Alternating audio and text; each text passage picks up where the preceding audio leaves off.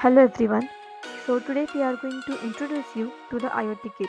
Now let's see what will be the components you will get in this kit. So you will get one breadboard, you will get one IC7805, it's a voltage regulator. Then you will get 15 LEDs of different colors. You will get one 9-volt battery, 10 male to female jumper wires, 10 male to male jumper wires, one battery snapper. Then you will get a NodeMCU board.